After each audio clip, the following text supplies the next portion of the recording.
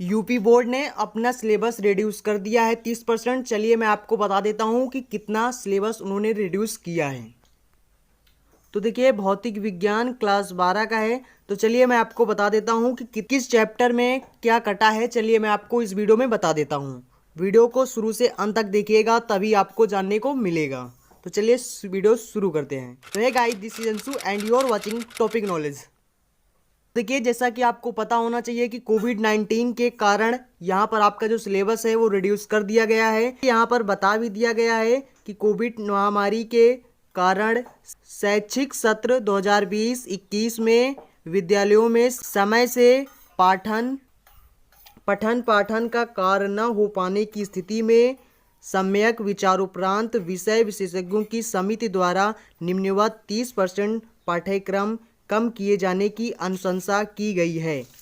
तो देखिए इकाई 1 आपके चैप्टर का नाम था स्थिर विद्युतिकी। तो देखिए इसमें क्या काटा गया है। इसमें है एक समान आवेशित पतले गोलीखोल के भीतर तथा बाहर विद्युत क्षेत्र ज्ञात करना गाउस के नियम से। तो ये जो आपका है ये आपका काट दिया गया है, इसको आपको नहीं पढ़ना है। उसके बाद देखिए इकाई 2 में क्या आपका कटा हुआ है। इकाई 2 आपके पाठ का नाम था धारा विद्युत। तो देखिए इसमें क्या कटा है। इसमें आपको क्या नहीं पढ़ना है। इसमें पढ़ना नहीं है आपको कार्बन प्रतिरोधकों के लिए वर्ण कोड आपको जो पढ़ना था ये आपको अब नहीं पढ़ना है।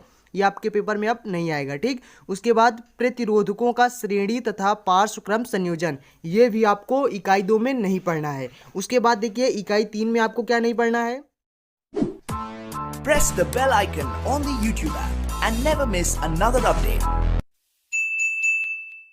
तो देखिए इकाई 3 में आपको विद्युत, आपके चैप्टर का नाम था विद्युत धारा का चुंबकीय प्रभाव तथा चुंबकत्व। इसमें आपको चुंबकीय द्विध्रुव क्षण चुंबक के कारण और इसके अक्ष के अनुदिश तथा अक्ष के अभिलंबवत चुंबकीय क्षेत्र तीव्रता, ये आपको नहीं पढ़ना है।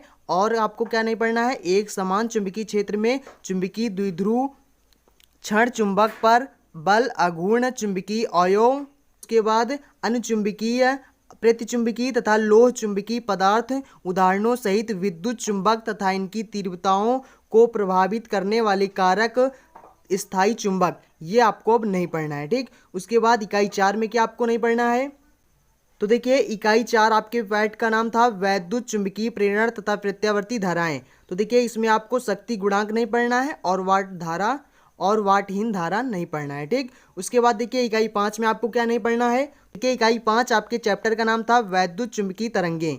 इसमें आपको विस्थापन धारा की आवश्यकता जो थी ये आपको नहीं पढ़ना है। चलिए मैं आपको बता देता हूँ कि खंड खा में आपको क्या नहीं पढ़ना है।